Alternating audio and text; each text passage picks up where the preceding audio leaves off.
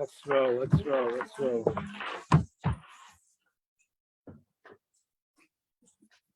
You know that the president of Israel nowadays have Irish roots.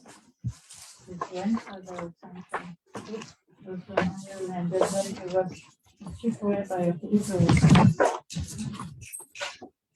Okay, we're holding over here on page number 6. Page number 6 in the book, page 67. Page number 6 or 67. Page number 6 or 67. Okay, we're going to try to accomplish some bitachon here, some aspects of faith in God. Oh, no, sorry. Some faith in the Kadosh Baruch Hu. I'm going to start off with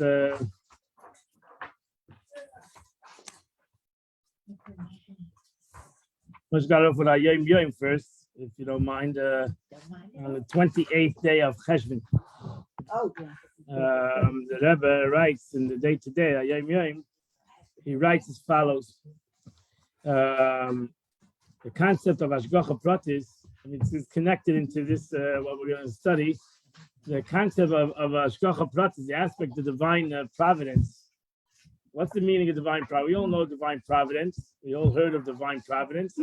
But what is the Chassidic interpretation? What did the Baal Shem Tov want to accomplish with divine providence? Hashgacha Pratis is taught throughout the Torah. Divine, we should believe that the day God runs the world.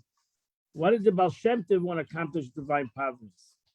So the Rebbe writes as follows: the Baal Shem Tov, he wanted to accomplish that not only that every particular movement of various created beings is controlled by divine providence, because that everybody believes that everything is controlled by God. God is the creator of the world, and he controls everything, self-understood, which also determines the vitality and ongoing existence of all that created beings. But it's more than that. Baal Shem Tov wanted to teach us more in divine providence. The Baal Shem Tov wanted to teach that divine providence is something, but it also means that each particular movement of every being is directly related to the overall intent underlying the creation. That means when something turns in the world, when a leaf turns in the street, it's not only that God wanted at this present time, at this present day, that the leaf should turn in the street for whatever reason, like save the bug, I don't know, whatever. We can come up with reasons why did God want that the leaf should turn right now in the street. No. The Baal Shem Tov came and taught divine providence is that was the whole purpose in creation. Divine providence means that the Eibishter, whatever God, the cause, whatever happens in the world, is the whole reason that God created the world. So when I look in the leaf, that's why the Baal Shem Tov said that we should look at the leaf, we should look at a leaf turning in the street, and we should understand divine providence. Why? What does a leaf have to do with me? That I'm a person that's walking in the street, I see a leaf turning. So what is the difference to me if I see a leaf turning or not see a leaf turning? No, because Hashgacha Pratis means that I understand that the Eibishter, when he created the world, God created the world, he had a purpose. The whole creation was that ultimately today, when I walk in the street, that leaf should turn. So it was in the thought and the purpose of why God created the world was that leaf should turn. Now, what does that have to do with me in the purpose of creation? Okay, so he says through the combination of synthesis and particular activities, the sublime mystical intent underlining all of creation is consummated. That means that the Eibishter wouldn't create the world if that leaf wouldn't turn. Why is it important to me? I keep on asking the same question. I know, right? So the Rebbe says a person should consider if the movement of a blade of grass is prompted by divine providence and has a role to play in fulfilling the intent of creation. If you look at a leaf and you see that the leaf turning in the street is not just divine providence that is turning the street for some reason right now. It's turning the street because that was the whole creation is based on that leaf turning in the street and it's fulfilling the intent of creation, how much more so with regard to a human species in general? How much more so is negated to a human being? That what he does or what he doesn't do is all part of creation. And especially the Jewish people, the nation close to him in particular. That's the lesson of Hashgacha Pratis. That's the lesson. The lesson you see, the Baal Shem Tov says, if you see a leaf turning in the street, you should realize that Hashgacha Pratis, meaning it that if a leaf is part of the whole purpose of creation, so then I am surely part of the purpose of creation. Then I need to figure out what's the purpose of my creation. Why did God? What was the purpose in my creation today? What is that? Not only that, what I'm going to do today. The whole purpose of creation is all for what I'm going to do today. And if Chas V'Shalom I don't do it today, there's going to be a missing in the creation. You're going to be missing something in creation. Right? Because I didn't accomplish today. Therefore, I do tshuva. That's why I do tshuva sometimes. I have to do tshuva. I have to repent to rectify the negatives that I didn't do in creation. You realize that the whole purpose of the creation is already my That's it. You see, the whole purpose of creation. That's it. That's Hashgacha Pratis. Yeah, it's divine promise. You think the Eibishter, cause of all causes. That's what God is called, the cause of all causes. The Eibishter, the cause of all causes. Everything that happens in the world, everything, all this whole situation that's happening in the world, it's all a cause of HaKadosh Baruch Hu. The Eibishter is moving by cause of all causes. The whole purpose of creation was so that nobody else would wear a mask today. I don't know. The purpose of creation was not to wear it. That's not the point. The point is everybody needs to learn why you're wearing a mask, why you're not wearing a mask. What is the whole? Where does this come into the concept of why God created the world? And that's what you need to ponder on. That's what you need to zbain, and that's what you need to think on. That's why the concept of Hashgacha Pratis in Chassidus, the teachings of Baal Shem Tov, is deep contemplation. Is to comprehend something in the essence of something, not just to look at it in a superficial way. So let us go to what he wants to say. Okay, that's the introduction. I'm going to give one more introduction to what he wants to say, and that was I can't pass off something. When I learned Chitas, and learned Chitas today in the morning, and we find an interesting expression of Yaakov Avinu. And the rabbis, there's many commentators on this expression of Jacob. Jacob is a great tzaddik. He's a great righteous person. The Torah himself says that Ish Tom Yeshiv Ha'olim, he's a man that sits in the tents. He's a man that sits and studies Torah day and night. He's a holy man. We know at this present time when this proportion is, as I said, he's not a young man. He's in his high 70s. He's 77 years old. So he's not a young man. Sits and learns for 14 years in Shem Ve'ever, and Aver sits and learns Torah day and night. This is a very special individual, right? And he's sounding like he says a very interesting expression in today's Chitas. He says to God, right? He wakes up, he has his dream, he sees a ladder, and then he says something to God. He makes seemingly like a deal with HaKadosh Baruch Hu. He makes a deal with God. He says, "Vayida Yaakov neder lemer," and Yaakov makes a vow. Im yilaki emadi, if God will be with me, ushmarani b'derech hazeh, will protect me. Nasali lechem lechem leged nivla, he'll give me food and clothes, and shafti b'shalom beisavi, he will bring me back to my father's house. V'haya Hashem li lelakim, then God will be to me as a God. And let's say not.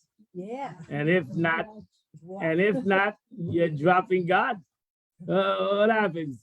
Everybody gets what they want? Everybody gets what they want. That's the way Yiddishkeit is. If God gives me, you know, well, I never heard such a thing. This doesn't sound like who bargains with God. If you give me a full bank account, I will be a good Jew. You don't give me a full bank account, I can go find somebody else. What is the meaning of this statement? It's like it's a shocking statement, especially for Yaakov Avinu, B'chir Sheba'aves. He's the choicest of the patriarchs. Well, again, he's not a child. He's an adult man. What is the meaning of the statement? You don't usually challenge God that way. Right. The Torah says you challenge God only by charity. You know, you give charity, and God says, "I'll give you 10 times back." There, you challenge God. You don't challenge God. Okay, if you're going to be good to me, I'll be a Jew. If you're not going to be good to me, I'll find somebody that's going to be good to me. So that doesn't sound really correct. Therefore, the sages say, some of the commentators just say that actually the Yaakov Avinu is talking to himself. He realizes the challenges of life. He realizes what it means to get food on the table, and what means to make a parnasa. It's not going to be an easy thing, and as it happens, right? It's good to sit and learn yeshiva for 77 years. It's good. He had a good run. Yeah. Being in yeshiva and learning, and getting fed breakfast, lunch, supper by his mother, and now he's going out. He's going out to the real world. He's going out to the world of work, and that means he has to make a living, and that's not going to be an easy thing. It's a taken away from the learning of Torah, self-understood, and that's what he did. Right? He went to work for 22 years, worked hard, and he says, "I worked day and night." So it was a hard thing. So the question was, how do you, when you go out to such a situation, when you go out to such a world, how do you have the Eibishter with you? How do you have the Eibishter with you? Right? How do you have betachan of God in Yeshua? It's easy to have betachan. Right? But out in the real world, how do you have the Eibishter when you got to make a living? And it's hard to make a living. And it's hard to put bread on the table. And it's hard to close you close yourself and close your 12 children you're gonna have and your 4 wives, and you're gonna have to make a living. You're gonna have to make sure to support them. If I can keep God with me, then God is my God.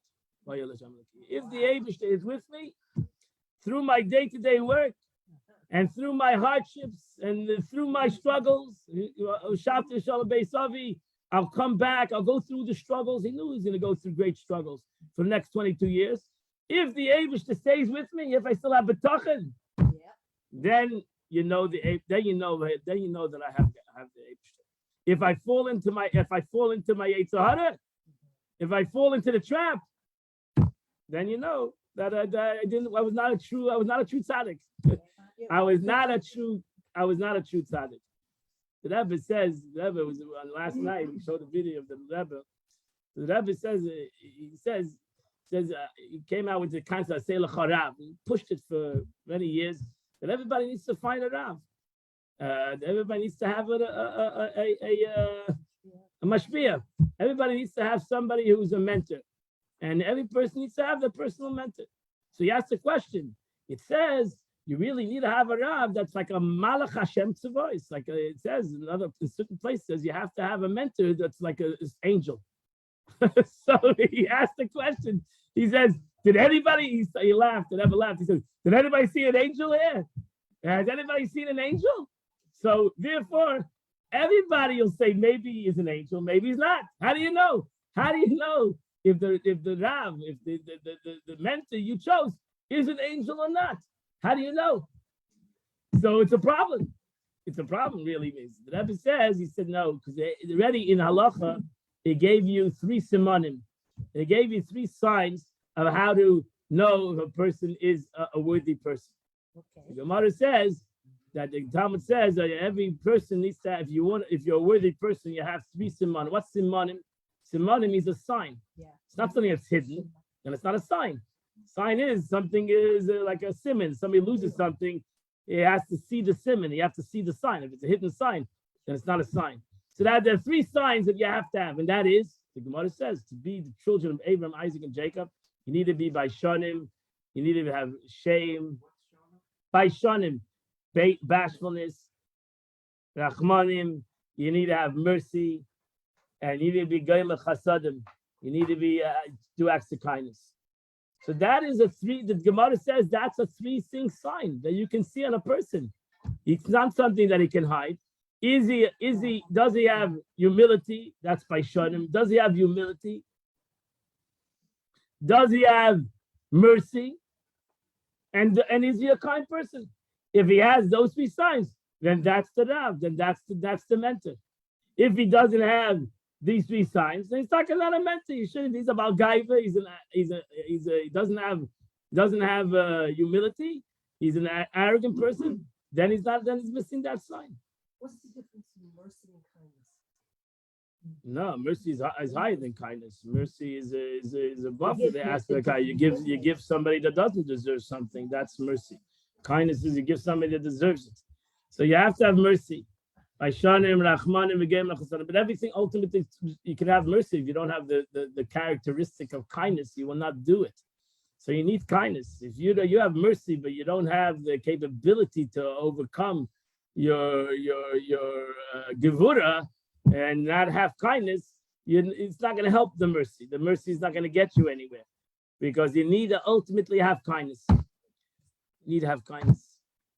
Without kindness, you can't get anywhere. But I'll say that. So how did I get to that? I don't know how I rolled to that. What? The three attributes. No, how did I get to the? I forgot I got to that one. Oh, the Jacob. Oh. So that was Yaakov Avinu said. So Yaakov Avinu said, and ultimately he survived that. Later, he'll come to it later on. He says, love and gaiti v'tiyag mitzvah shamaiti. Right? Later on, it says in the Torah, Yaakov Avinu says, I lived with Lavan, but I kept the Torah mitzvahs. Right? Even though I lived in Lavan, I overcame those challenges. It was not easy to overcome those challenges. It was not an easy thing.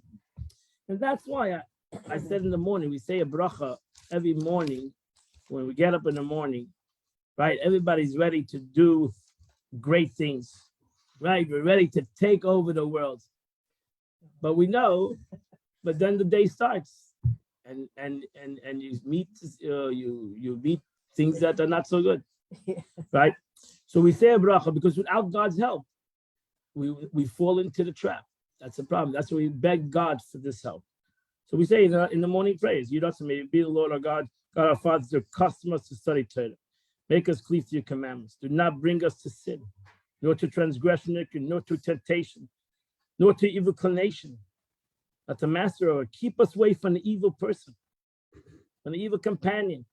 Make us cleave to good inclination, good deeds, and compel our inclination to subservient to you. Grant us a day and every day grace and kindness, mercy. Right? So we wake up in the morning. We all want to have a great day, and we need God to help us have a great day.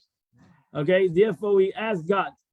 We know that the day is going to come, and we're going to meet people, or we're going to bump into people, or we'll meet our own Yetzer Hara in the morning, or in the afternoon, or whatever it is. We'll meet our own Yetzer Hara, and we're going to fall into that Yetzer Hara. We're going to fall into that inclination. So therefore we ask God that God should help us. Even like Kimi Madi, the Avish should be with me, right? It's not going to be an easy day. I need the Avish. I need God to be with me. I need to have trust in the Avish. Without that trust, I'm not going to make it through the day, because I know who I am, and my natural inclination is to fall into the trap, to get angry, to get frustrated, to get depressed, to all these kind of things, these negative things that bring me to things that I shouldn't do. And then I have to ask forgiveness and everything else. So please, God, help me. Protect me from all this crazy world that I'm going into. And make sure that you should be with me, right? That I feel you with me. Even if it's muddy, I feel you with me. That when I'm going out to make a living, and I'm going out to get bread, and I'm going out to clothes, and I'm going out to struggles, b'shalom, I should come home at night, successful day. I didn't fall into any of the challenges, any of the traps that was laid out for me during the day. I overcame everything, and that shows that I trust in him. That shows that I trust in him. And that's what he said. That's what Yaakov Avinu said in the parsha. So let's go to the actual sefer. This I gave introduction to, so hopefully, because sometimes it's hard to understand. His writings, it's very hard writing. So I believe that's what he wants to say. Ben Bachaya, I apologize if he didn't want to say exactly that, but It's okay. but you'll forgive me. It's all part of Torah. Didn't say anything else. So he says, so it's a problem. So he says, if however someone who doesn't contemplate the manner which the world runs, very interesting thing, I'm holding at page 6 in the book. In that book on page in the big book on page 67, I said. Yeah. But in the paperwork, it's page 6. The illusion that the creation can cause. It's very interesting. The illusion that the creation can cause. We again. I'm not trying to plug the class, the JLI class, but But yes. Chassidus explain, because you have to learn, because it's very hard to understand this in if you don't know Chassidus, really. Chassidus saying that the illusion, what is the illusion the Eibishter created? The Eibishter created an illusion, and that's the illusion is what we call nature is an illusion. Right? There's a concept of a miracle, there's an aspect of Gila Lakus, revelation of God, and then there's a concept of natural things. So that's in Chassidus, that's the two names of God. Yud Kei Vav Kei is the revelation of godliness, and Elikim, the name Elikim, Bereshis Bara Elikim, in the beginning God, Elikim, the word Elikim, it has the same numerical value as Teva, which is nature. In Hebrew, Teva, nature, is 86, Elikim is 86, number 86, nature, the nature of the world. That's the illusion. What means that it's an illusion? The Eibishter wanted that the world should not, that he would not have revelation of the world, because then the world would be nullified. It would not do its own service. It would not do its own success. Everything will be God. God wanted that the world would work itself out through man, so through human being. So the Eibishter created this illusion, this nature, the world that we look at, which is an illusion. And our avodah, the service of our service is to bring God to that illusion, meaning to reveal the illusion.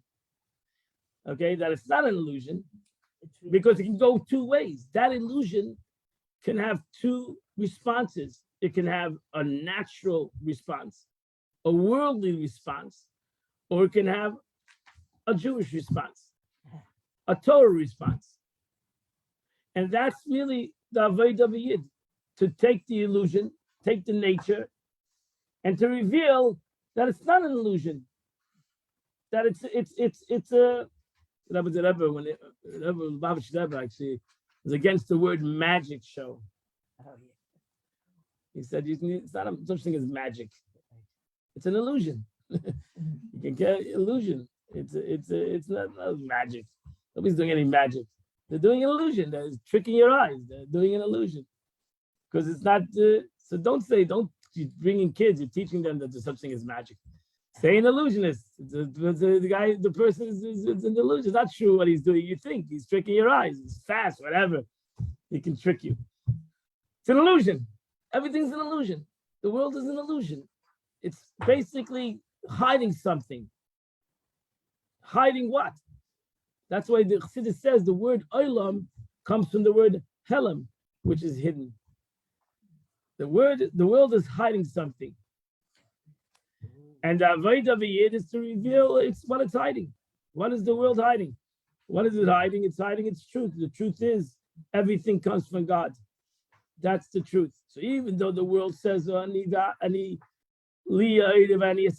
world says I am the Nile and I created it. The world says, like the expression, Moshe Rabbeinu says to the Jews, you're going to come to Israel, and you're ultimately going to say, it's my own actions, it's my own power that I have this land. It's my own actions, it's my own, I fly the land, I conquer the land. It's all about me. And really, it's not about you. It's all because of the Brach of the Eibishter that gave you the illusion. right? He gave you the illusion that you can accomplish what you accomplish. So that's the way we explain it. Remember that those who were there, you got that word. Aisha. You were there at the class on Thursday night, the JLI class. I was there in class. Remember? So the Eibishter wants to work through Teva, right? And that's what the Gemara says. Ein seichen al hanes. We don't rely on miracles. If you're waiting for a miracle, You're gonna wait a you're long gonna wait a time. long time. Because we don't want to live on miracles, right? We don't want to live on a miraculous life because it would have an effect on us if we constantly live on miracles. We're going to sugar. Maybe still wants you should live through a natural life, through the illusion, and make space for him in that illusion. Yeah, right, correct. You with me? Yeah. Okay. So therefore, he says this statement: the illusion that the creation can be a cause. Okay, even if somebody doesn't contemplate the manner in which the world is run, when seeing the change in reality. So if something suddenly happens, right? Suddenly happens this illusion. Oh, you something out of the right, everything's supposed to go like this, and suddenly it goes like that. We go crazy.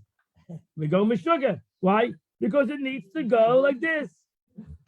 And it's not going like this. I planned it out that to go this way, and suddenly it's going that way. So a guy says, this is crazy, right? I said, what do you do? I start panicking. It's not going the way that I planned it out. We got a problem, right? We're in trouble. So we'll think that the new cause that forces there to be a change is a reality in which causes things to turn over from one matter to another. So that's the situation. We think, oh, it's a terrible catastrophe, right? It's supposed to go this way, it's going that way. Terrible catastrophe, because it always has to go this way. But the Abraham caused it to go that way. Exactly. It's not. It's not the I caused to go that. God caused it to go that way. He's the cause of all causes. Doesn't the English also correct it? No, what do you think? He does not to correct it. He caused it to go that way because that's the way it's going to be. The ultimate, it's going to be the correction. It's not going to be through this way. It's going to be through that way. It's actually be through that way because the Eibishter caused it. If I believe in God, that the Eibishter is the one cause of all causes, this thing didn't cause on, so to say, until suddenly, boom, it went the wrong way. I missed the plane. I missed the job. I was thrown out of a job. Whatever the cause might be, the Eibishter caused it. If I don't understand it, then I'll go crazy. If I don't understand it, I go nuts. Right? I go nuts. I start panicking. I start getting anxiety. I start getting depression. Why? Because it's not going the direct way. The way we want. It's not going the direct way. Why? Because I'm the cause of everything. If I'm the cause of everything, I cause it to go this way. How's it possible I should cause something to go this way, and now it's going that way? What am I, a schlepper? What am I, a loser? And that's what you are. I'm a loser. Look at it. I tried. I've worked all my eyes to go this way, and now it's going that way. So basically, I'm a loser. My wife tells me I'm a loser. The world tells me I'm a loser. Everybody tells you you're a loser because you're supposed to go this way. You're supposed to go this way. And it seems like it's not going this way. It's going south. But you have to realize this is a very powerful thing. This is a very powerful concept. The Chassidus explains this very much, this concept. That you are the cause. You do cause things to happen. That's your partnership in creation. You do cause. If you sit in bed a whole day, nothing's gonna happen. So you can say, "Oh, I wanted it to go that way." No, that doesn't go. It doesn't work that way, right? The Eibishter wants to work through nature, right? So you have to go and do something. You got to do something. What? Right? You got to do something. But your cause is garnished to the ultimate cause. Your cause, my cause is I need a finger. I need to get involved. The less I get involved, the better it is. You need to get involved.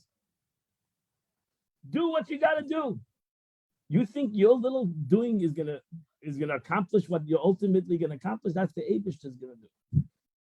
The Abish is gonna. That's why you said again the classic. The Abish wants you to work in nature, and then he brings the blessings into the situation. And that's what we see. He says, you see that when you do something, and unbelievable things happen from your action, more than your action could ever have done.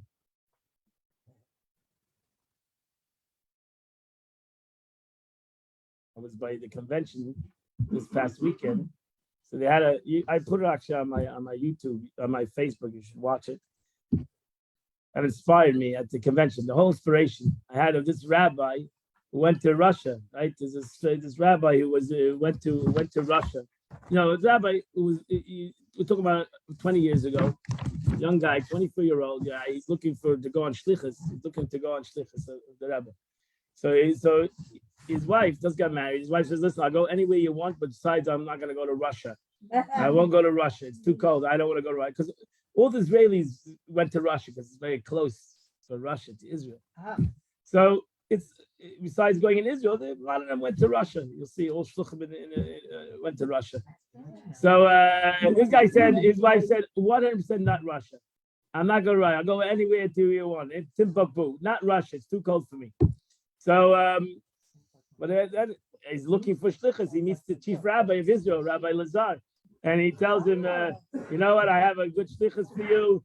It's in Siberia. You know, not Russia, but Siberia. You know, it's 40 below zero.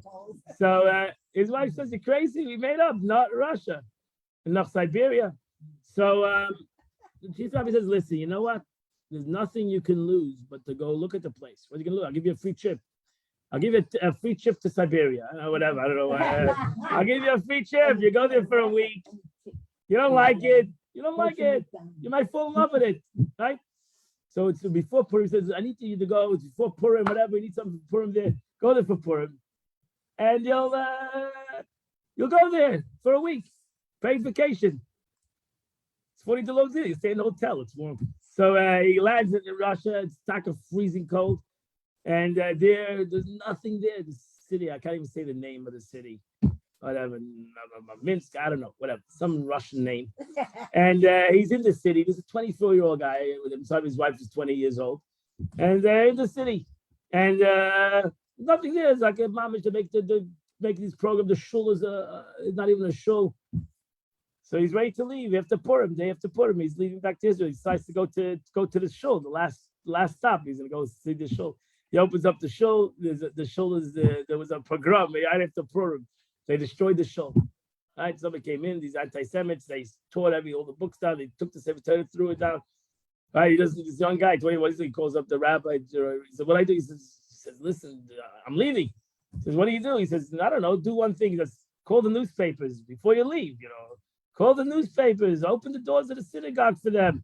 Let them see what's happening. I'll do the rest. I'll get the government to do something." So that's what he did. This 24-year-old guy. He opens up the shul the next day, and he has all the news there.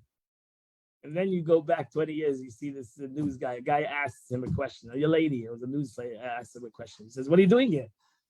She asked him a simple question. "What are you doing here?" Like, "You're Ken Wico. What are you doing? Like, you're representing, who are you?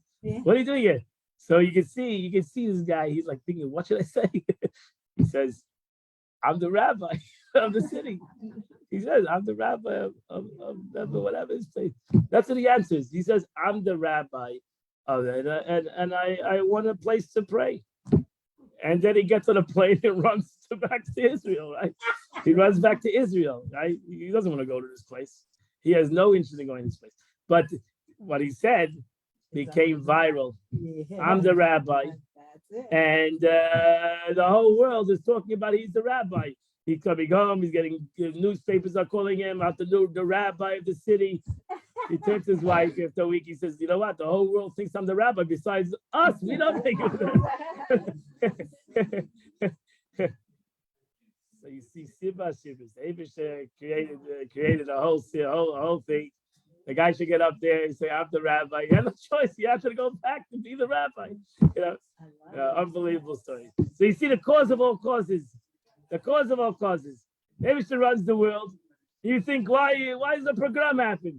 Like the guy says, 20 years later, they have this humongous, right? He says, if the anti-Semites would have known what they would accomplish through the pogrom, they wouldn't have done it. That's right. Because they would accomplish more through the pogrom than we ever accomplished without it. So the Eibishter made a cause of pogroms, these goyim, they go and they break in. And because of that, all the chain of events happen. And everything changes, right?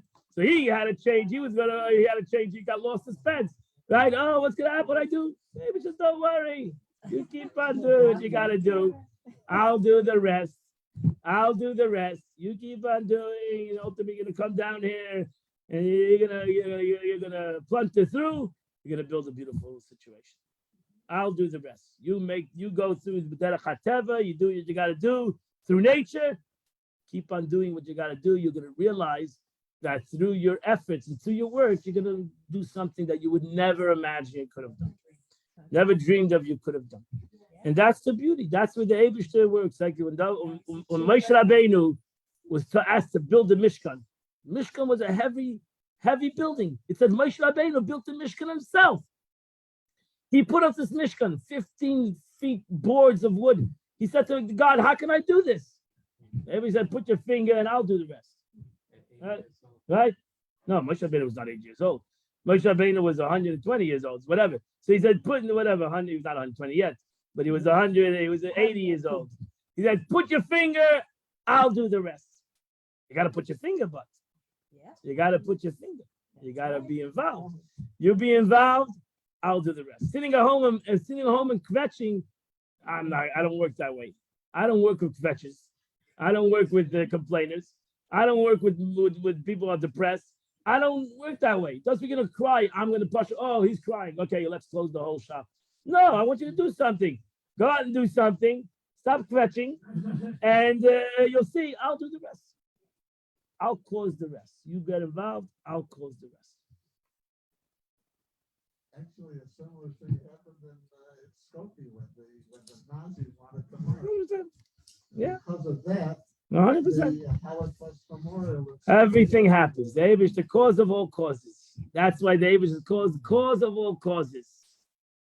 Cause of all causes. So when something goes a different way, the Eibush caused it. The cause of all causes. Because this cause is going to bring out something bigger and better. Baal Shem Tov said, if you were fired for your job, then the Eibush has, then you know you have, the Eibush has something much greater for you. Right? The cause of all causes. If you go on yourself, then you're gonna. But if you were fired, oh, you're fired for the job. Why? That shows the Eibush has some greater Home things for you. Depot, I understand was created because the two founders were fired from their job. Correct. Famous story. So that's okay. That's believing in Hashgacha Pratis. That's it. That's believing in Hashgacha Pratis. The Eibush has greater things for you. What? It's a very big donut to Jewish Yeah, sure. Yeah. Famous story. All these great stories are great stories. Ready?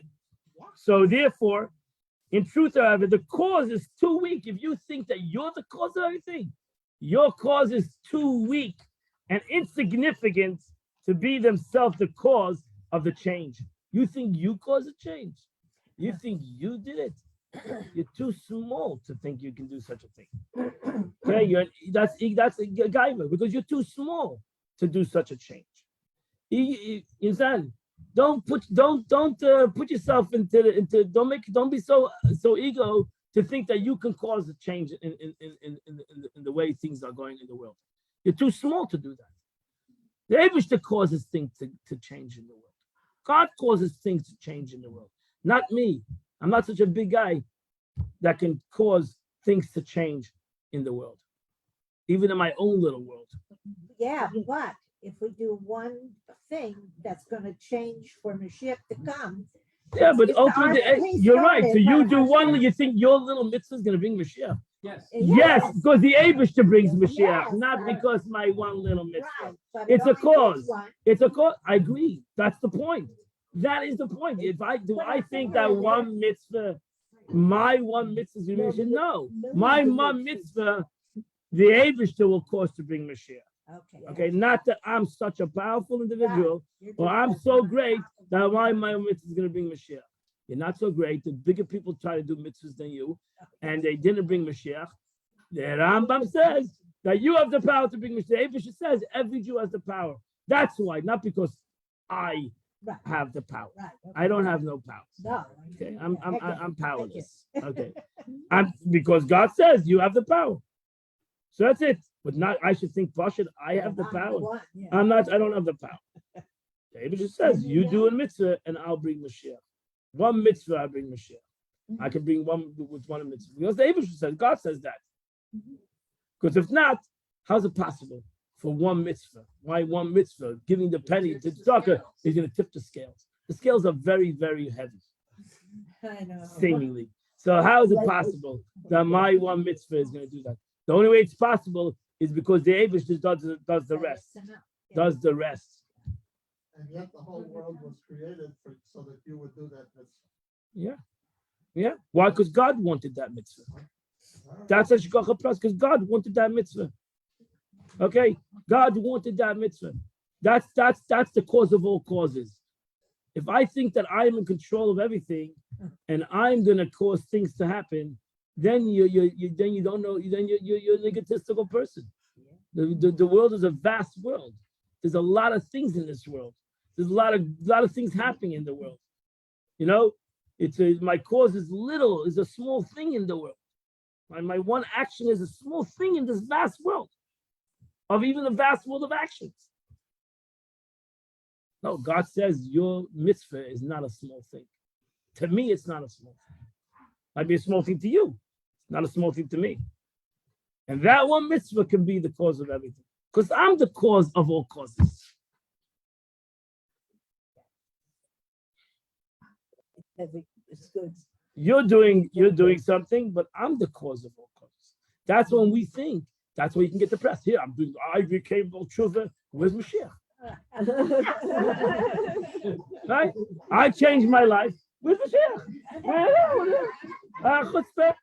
No, that's why it gets frustrating. That's why it gets sometimes frustrating. Right? You get frustrated. Oh, I'm doing bad things. I'm the good people. I'm the hero. I'm the tzaddik.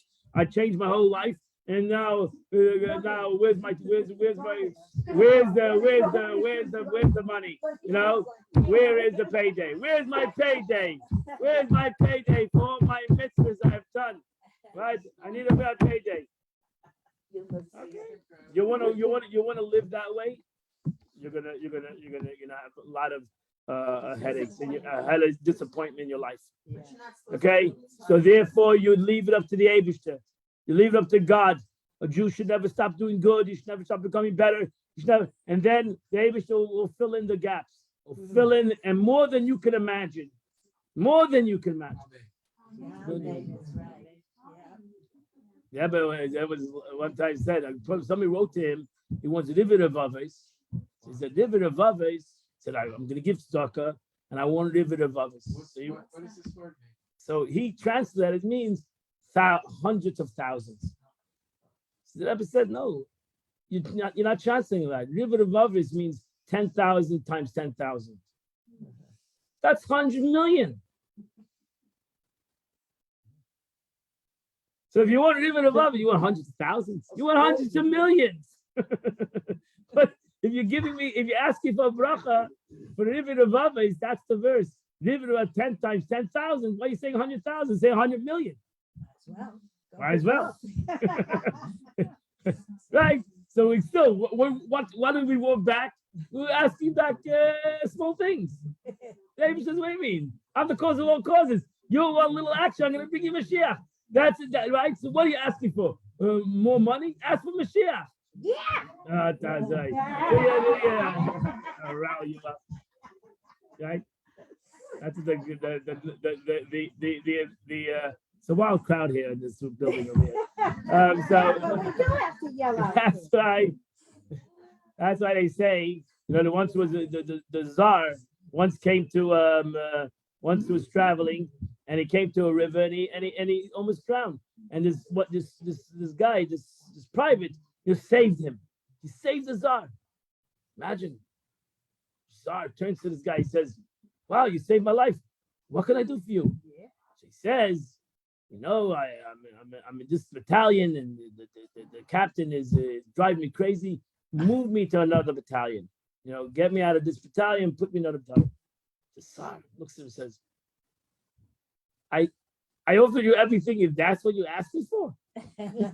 You could have asked me you want me to 5-star general. You want me to move you from one battalion? What are you, small-minded?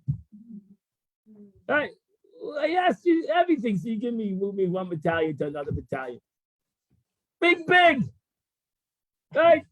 You could have asked me to be the general. I would have made you the general. Forget about moving from one battalion to another battalion. Right? So don't do the cause and then tell the Abish to fill the cause. To be the one cause. You do the action, then tell the Abish to do the cause of all causes. Because the Abish's response is much bigger than my response, my little minded, what I want back for my payday. Let God be the one who decides payday. And God has a bigger mind than me and you together. So your payday will be much bigger. Sure, no question, because God is chesed. God's God. And it's going to happen that anyway if he chooses or not. So it doesn't make a difference. So in truth, however, it's late already. The cause is too weak and significant for it to be cause of change or to be able to turn around matters from the way that has been until now. As can be illustrated, the fact that a single grain of wheat produces hundreds of ears. And each ear of grain has 30 grains. So it emerges that one grain, the cause of 10,000 grains, or close to that number to be produced. I'm not a farmer, but in essence, one little thing how's it possible? A small thing have a cost for thousands of things, right? One grain gives a tree with thousands of fruits. How is that weak? How does that work? That doesn't make sense. Because David says you put the grain in the ground, and then you leave the rest to me. Tree. You do what you got to do. You just drop this grain and take care of it, and I'll do the rest. This tree's gonna come out. That's actually, we see the greatness of the earth, the Nimnam noise. We see the concept of infinite earth. You plow, you do what you're supposed to do, I'll do the rest. What you do is not in comparison to what I'm gonna do. For sure. You drop a seed in the ground, and you're gonna grab a tree that's gonna have. I dropped a seed in the ground in avocado tree. I have avocados, thousands of avocados every year. One seed. That's the cause and effect. One seed created thousands of avocados, thousands of seeds. The cause and effect does what David does. The cause and effect. That's why one mitzvah can change the world, not because I think I'm the one who's gonna say no. David says you drop the seed, I'll grow the tree. Not apparent to a personal mind that the grain itself so weak to be able to produce such a massive quantity is similar in very regard to other seeds which are planted. Likewise, when we say regarding the creation of a human being or other such living creatures which are created from a drop of semen, one drop creates a whole human being, and this human being creates human beings. It's unbelievable. It's a miracle of God that such things happen. It's not a cause. It's not a simple concept. It's a bracha of the Eibishter that happens. The power of that's what it says. Adam and Isha. We're all connected to Adam and Isha. All of us, because him and his wife, Chava, created in essence the capability of all humanity. Yeah. So he gave humans the capability of creating other humans, like the seed that gives a tree apples and fruits that create other trees, thousands of other trees. So Adam and Isha, that's what we all call Adam. Imagine Adam and Isha. Adam and Chava is called the mother of all humanity. Adam and Chava had within him billions of people.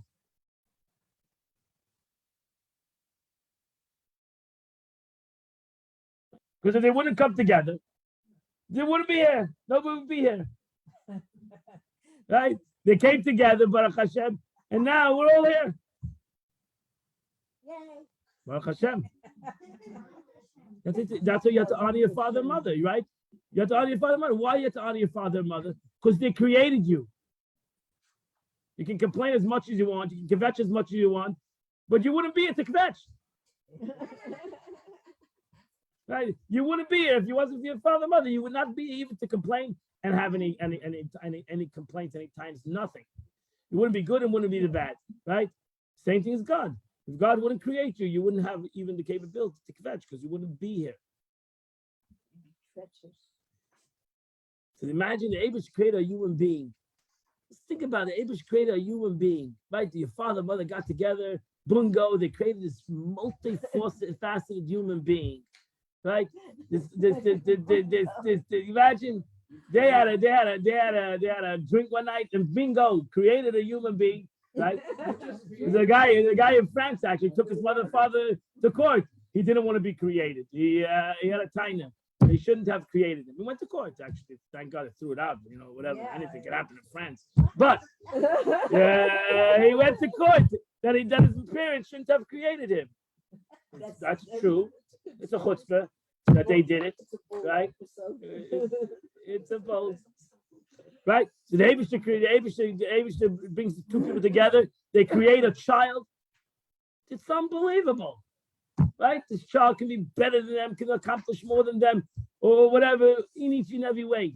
Like take Rivka, it's amazing. They've had these two children, Yaakov and Esav. I mean, two different kind of children come out from the same parent. Yeah. Right? Two different worlds from the same DNA of the same parents. You can't even complain, right? They're brought up in the same house. They're brought up in the same father and mother. And they're two different worlds.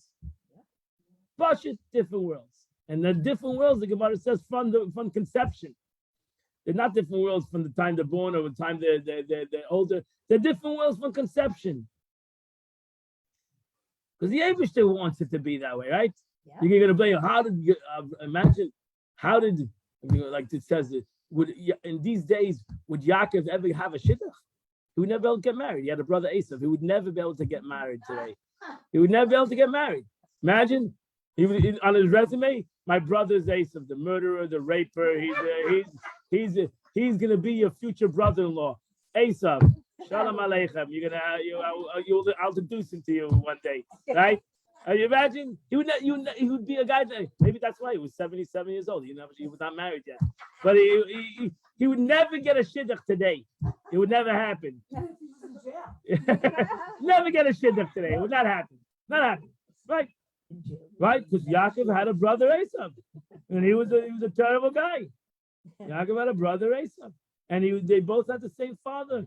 Yitzchak and Rivka were holy Jews, holy people, and they had an Esav. They had a brother Esav. Why? Because that's what the Eibishter wanted.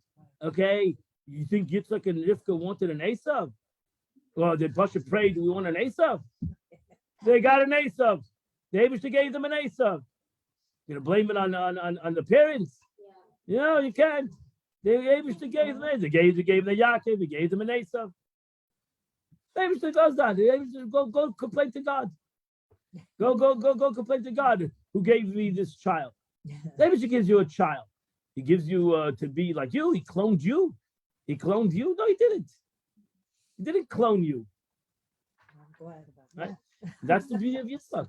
That's the beauty of Yitzchak. Yitzchak loves Esav. That's the beauty of Yitzchak. You have to acknowledge Yitzchak for his love for his son Esav. Even though Yitzchak knew exactly who Esav was, there was no secrets in the matter, and he knew he was a murderer, and all good to Zach. So you have to do your best to raise your children, and then it's up to God. Yeah. You have to pray to God to that everything works out, because He creates the nature of the child. He's the cause of all causes. The great nature of the child. And trust me, Esav was given a stronger. Nobody should have the Yetzer Hara of Esav. Esav was given a strong Yetzer Hara. He couldn't overcome it. That's why you never should judge somebody else. Never want to be in the shoes of somebody else. Right? Oh, he's a bad guy. Well, maybe if the Abishah gave him his Yetzer Hara, you would be bad too. That's why we pray every morning. Please, God, protect me from my Yetzer Hara. Protect me from my evil inclination. Because if you're not going to protect me, trust me, it's not gonna be good. It's gonna be a bad day, and because I'm not gonna overcome my Yetzer Hara. And that's it. If you think anybody over here thinks that they can overcome the Yetzer Hara, you're dreaming. You're egotistical to think that way. You first should have to pray to the Eibishter. Thank God you don't have certain evil inclinations, certain tendencies that other people have. Right? And if you do, though, you have to. If you do, you better work hard on praying to God to help you to Yeah. save the situation. Right. Because you're not going to be able to overcome it. So the Eibush is the cause of all causes. You pray to God, he'll make things to happen to put you in the right direction, to keep you in the focus in the right way. It's a beautiful thing, it's a truly beautiful thing, what he's trying to bring out over here, to realize that, that's what it says.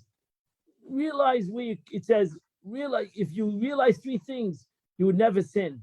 Realize where you came from, where you're going, and where you're gonna give a dodge. Where'd you come from? So the mission, where'd you come? Tipa Srucha. Where'd you come from? A rotten putrid. You came from nothing. You came from a miracle. You came from, what do you think you came from? You came from a seed, a rotten seed. Yeah. Garnished.